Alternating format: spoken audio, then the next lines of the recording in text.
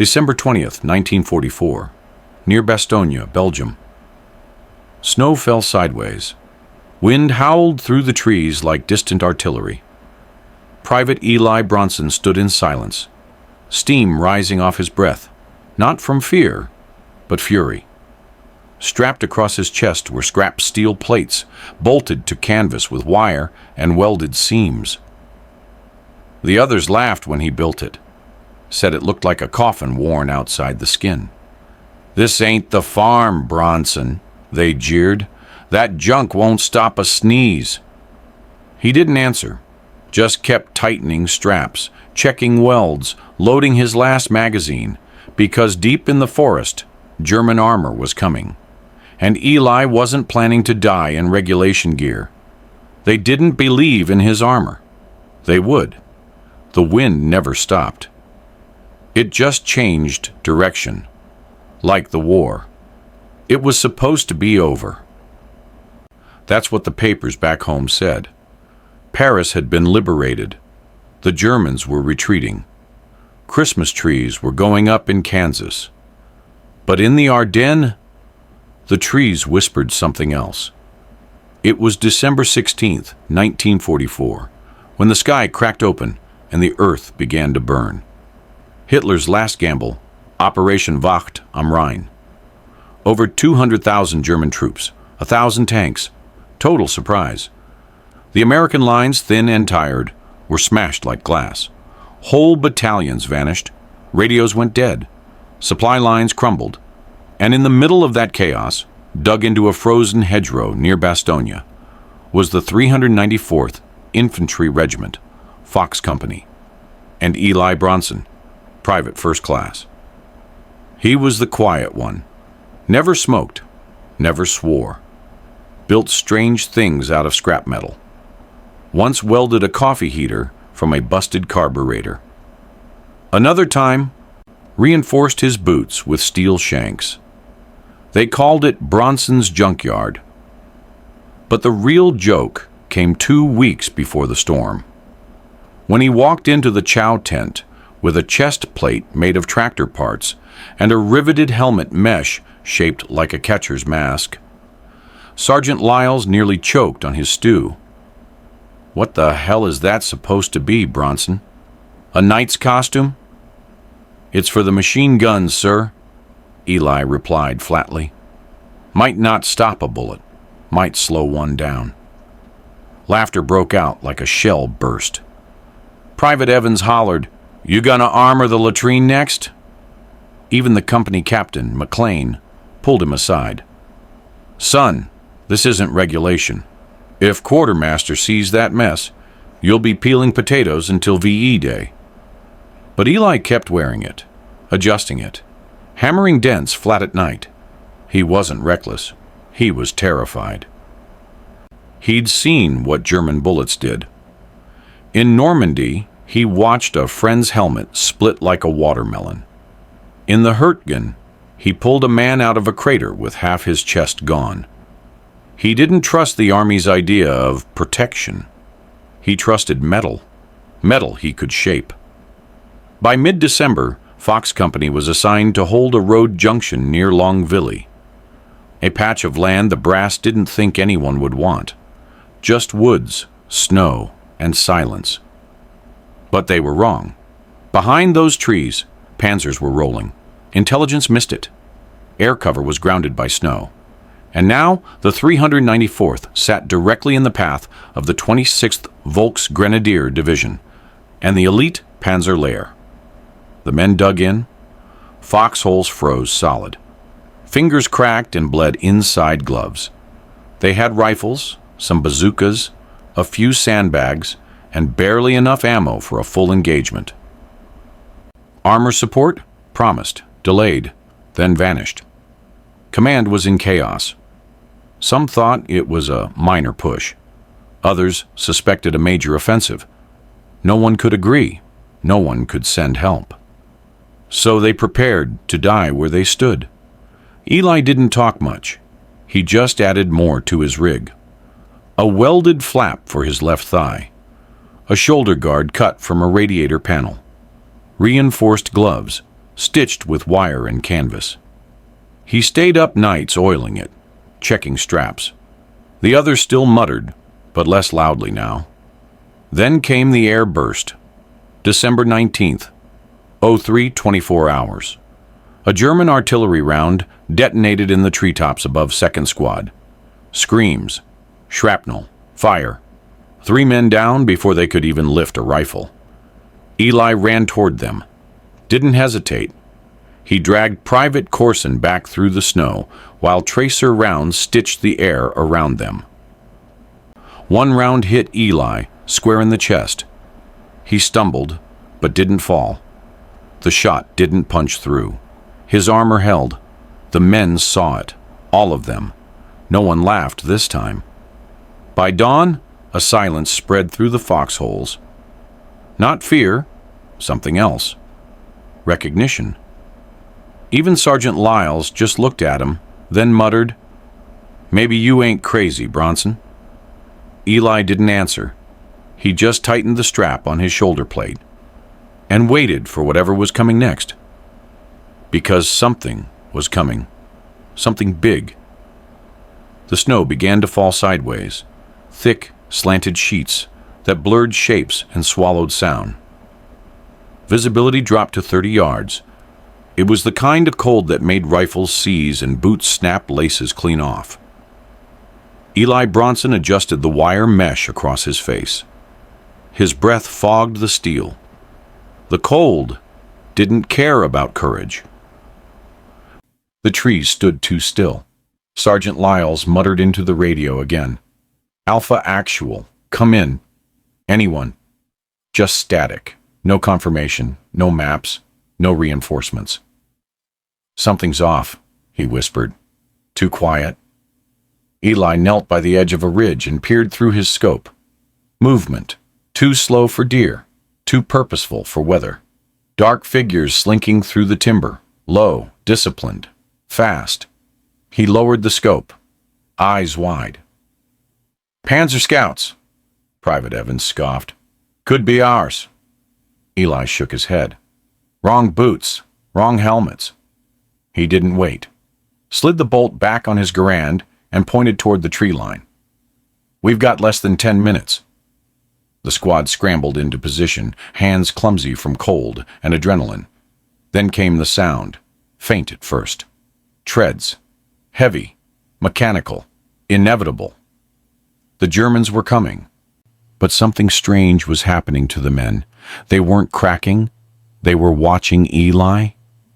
He knelt in the open, tightening the bolts on his shoulder plate, rechecking the strap that held his chest panel in place. Even in the dim light, he looked armored. Not invincible, but prepared. Like a man who knew what he was walking into. Private Corson, his ribs still bandaged, muttered, "That thing really stopped a bullet?" Eli didn't answer. He just stood up, loaded a new clip, and said, "You stay behind me." Then the tree line exploded. MG-42 tracers stitched the ridge. One man screamed, grazed in the leg. Another dove into a foxhole face first. But Eli didn't flinch. He rose in full silhouette and returned fire. Clean, methodical shots, using every second of German burst intervals. One round pinged off his shoulder plate, sparked like a match head. He dropped back, breathing hard, alive. Corporal Reyes stared. "It hit you, right there, and you're fine?" Eli nodded. No one said it. But something had shifted. The line between crazy and genius had just moved. The sun didn't rise so much as bleed through the clouds, pale, weak, like it knew it wasn't welcome here. Fox Company was barely holding. 2 confirmed enemy squads, possibly a third flanking through the ravine. The MG nest was down, radio still dead. Ammunition was being rationed to 3 rounds per rifle. Grenades? Gone. Rations? Frozen solid in their tins. And still, no reinforcements. The snow came heavier now. Visibility was down to 20 feet. Every sound, a ghost. Then came the tanks. The first they heard was a whine, high-pitched, mechanical. Too fast for a Sherman, too sharp for a truck. Panzer IV, maybe more. They were about to be overrun. Captain McLean made the call. Fall back to second line. Anyone left in front, delay them. Stall if you can. No one volunteered. Eli stepped forward. I'll hold the gap, he said. The captain stared. That's suicide. Eli just nodded. Then I won't have to hear you complain. He turned before anyone could stop him, moving down the ridge alone, into the trees, into the white. He wasn't fast. His armor made sure of that. But every plate, every welded seam, every ounce of weight had purpose now. The snow crunched underfoot like broken glass. The enemy was 30 yards ahead, a column of infantry trailing a panzer, like shadows behind a wolf. Eli hit the first man with a clean shot, then ducked behind a frozen stump, just as the MG opened fire. Bullets tore bark and air. One struck his chest plate. He fell back, stunned, but not broken. Inside his ears, only ringing, his arms trembling. But he was still alive. He rose, fired again, then moved, not back, but sideways, drawing their fire, buying seconds. From the ridge above, the rest of Fox Company watched, silent. Every man frozen, not from fear now, but awe. They weren't looking at a fool anymore. They were watching armor that worked.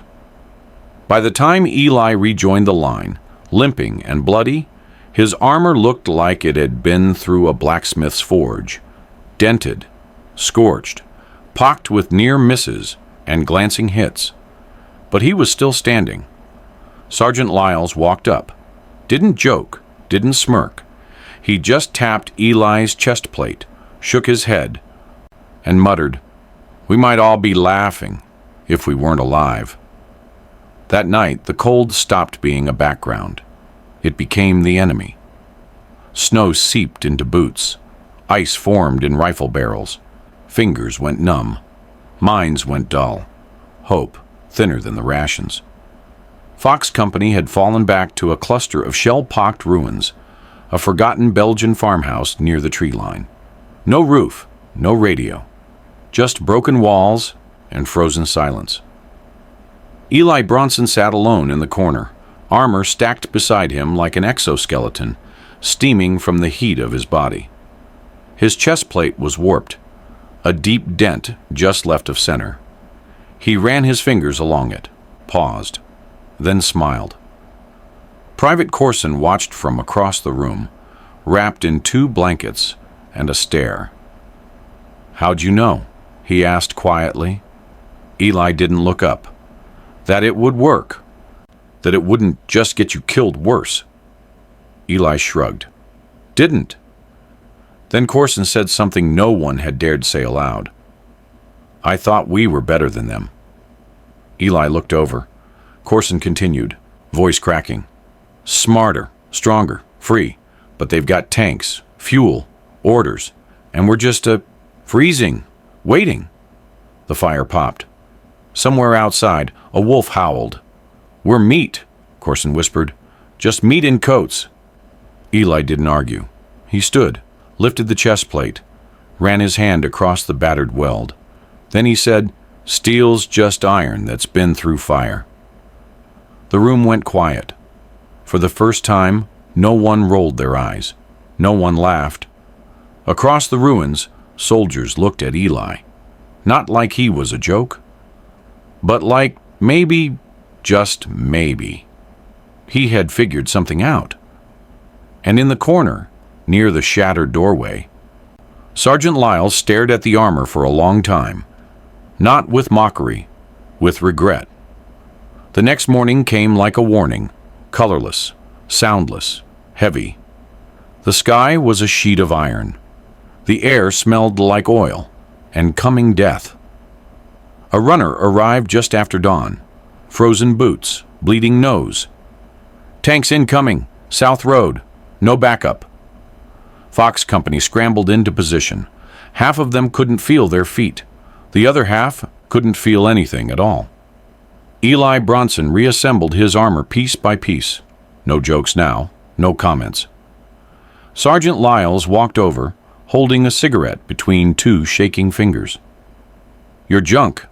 It's saved more men than my stripes." Eli didn't answer. "You think it can take one more hit?" Eli looked up, eyes hollow but steady. "I think it has to."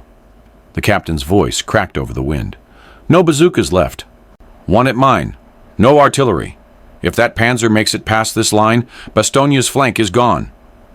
Then silence. Then rumble.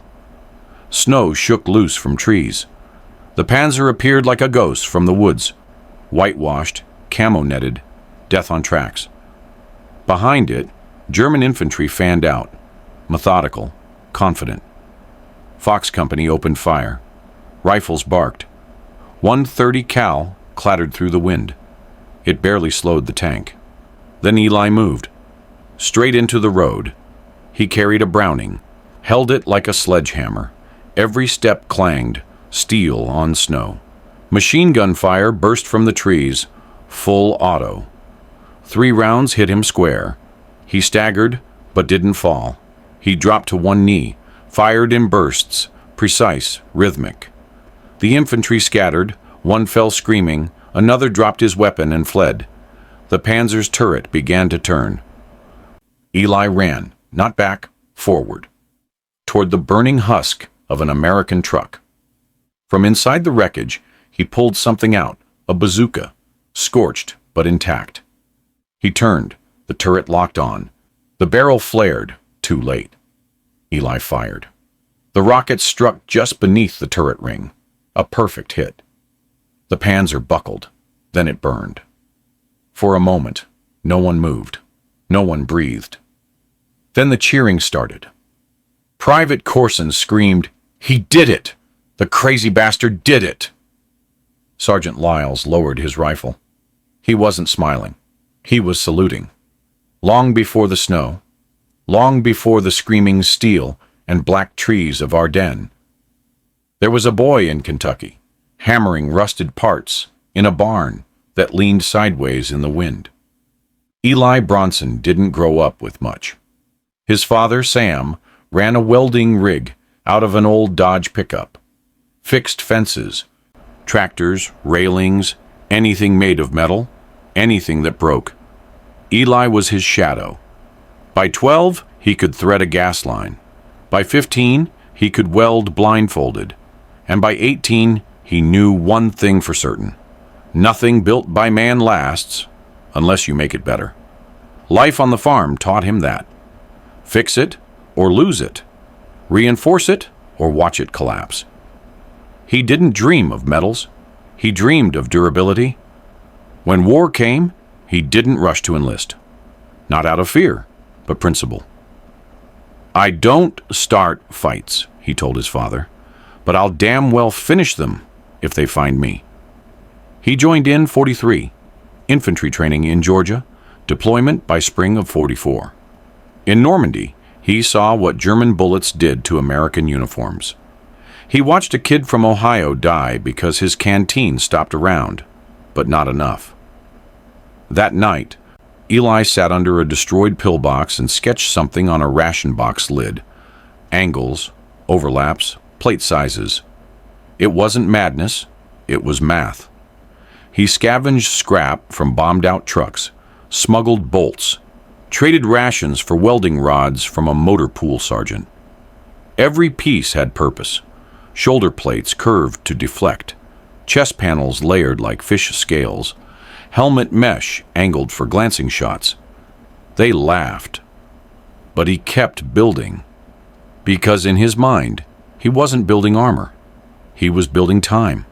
Time to crawl, to return fire, to drag one more man to safety.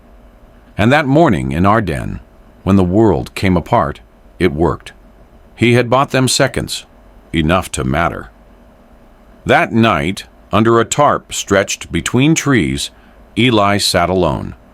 His armor lay beside him, dented, blackened, steaming like a forge ghost. He ran a finger across the biggest impact, over his heart, inside his jacket, a folded ration box lid, stained with blood and graphite. The original sketch, still there, still his. The sky turned orange before the guns stopped. Smoke coiled from the ruined Panzer. Trees cracked under the heat. Fox Company staggered from their cover, coughing, wounded, stunned. But it wasn't over. Another engine growled from the tree line. Not one tank. Two. A Tiger and a half-track, backed by infantry. The second wave. Captain McLean cursed.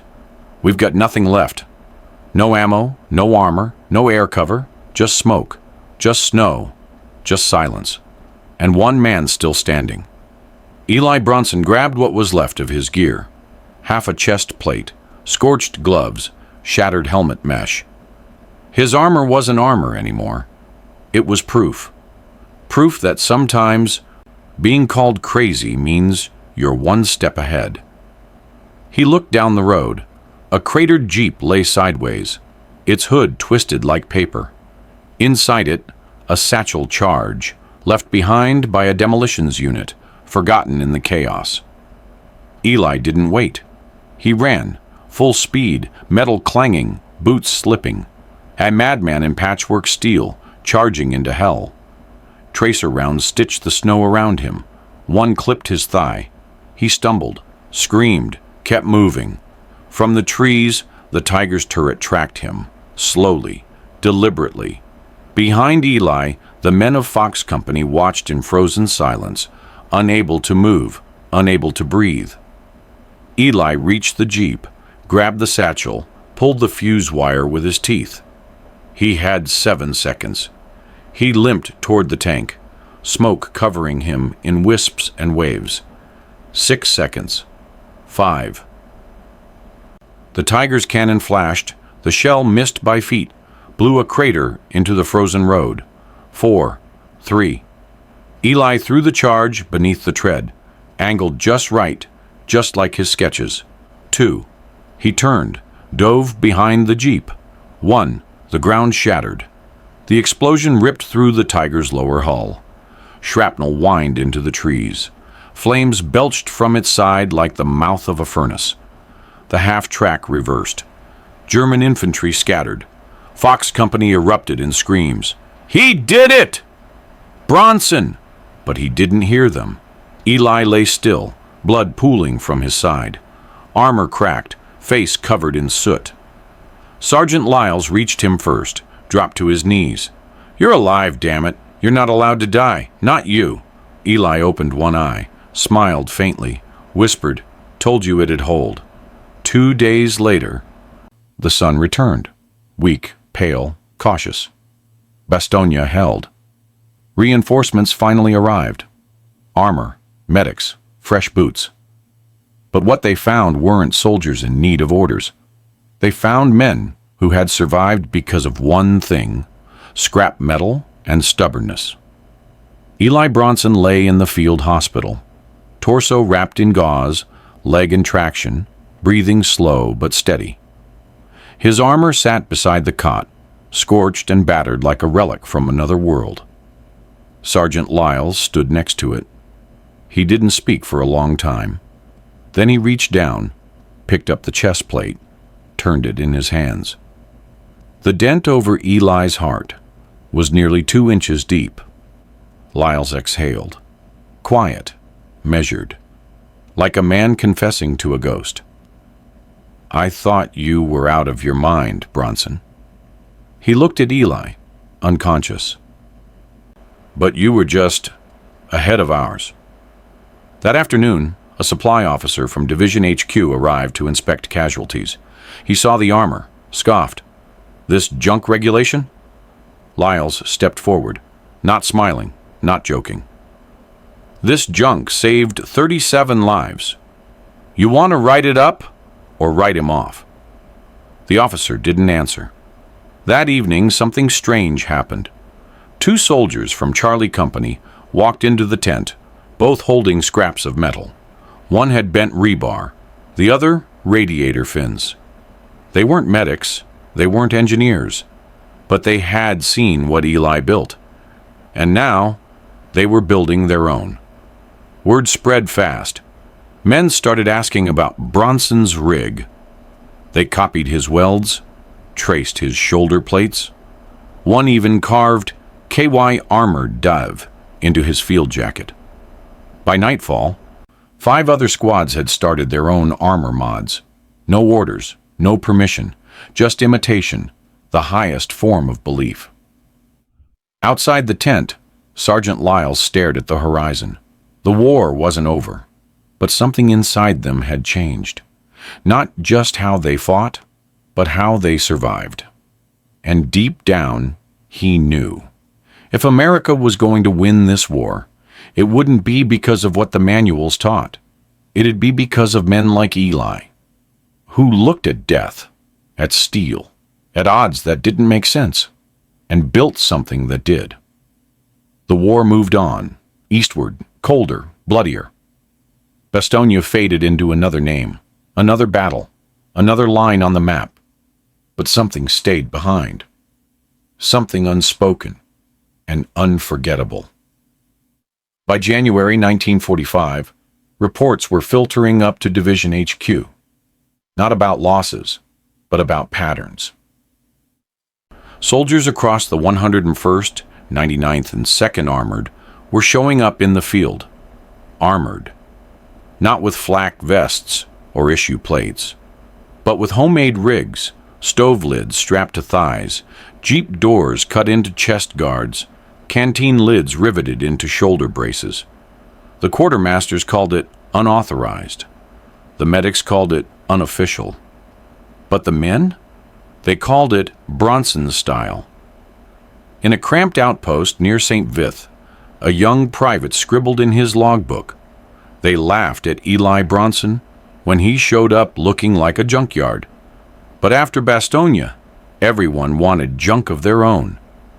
Even officers began to shift. One lieutenant requisitioned a welding torch for field experimentation. Another sent a memo requesting Eli's design notes. There were no design notes, just dents, just scars, just proof. Back at the aid station, Eli had finally come out of sedation. His first question wasn't about medals or glory or even the war.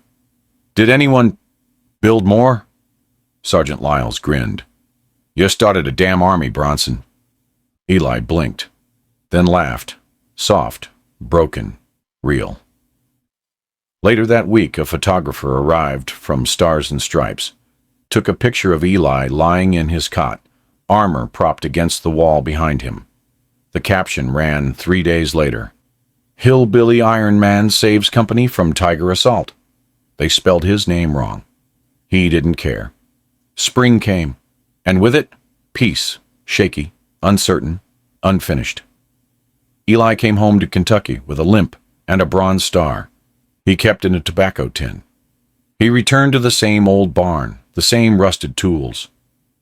But everything felt different, because in the back of his mind, behind the noise, behind the numb, he remembered what his father once told him. Welding's not about strength, son. It's about trust. You trust the bond. You trust your hands.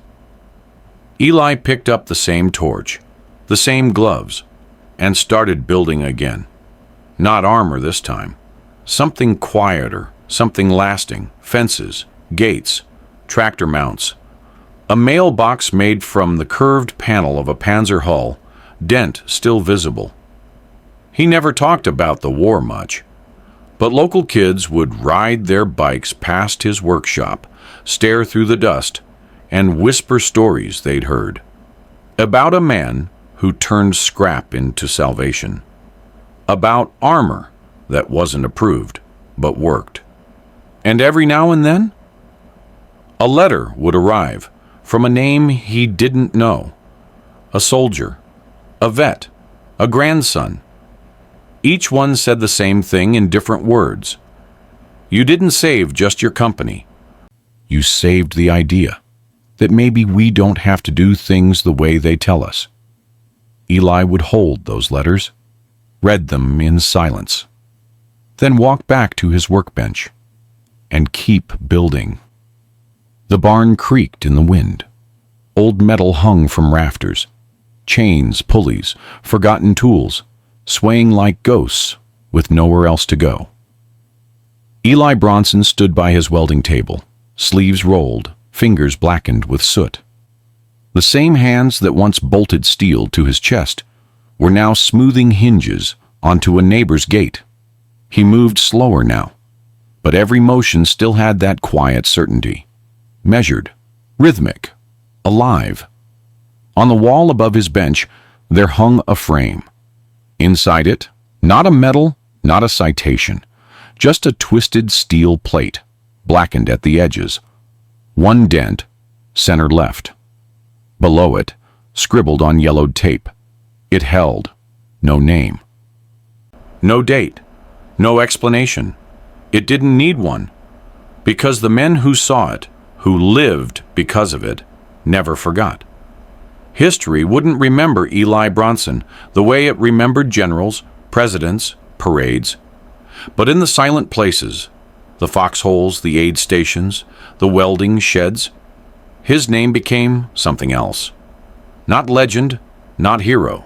Proof that a farm boy with no orders and no blueprint could change the course of a battle. That sometimes the right idea doesn't come from a boardroom, but a barn. That survival isn't always written in the manual. So when strangers passed through that part of Kentucky and asked about the man in the metal shop, locals would smile and say, "You mean Bronson? He didn't just wear armor. He was made of it." Because when the bullets came and the world went white, he didn't pray for cover. He built his own. What would you have done if you were him?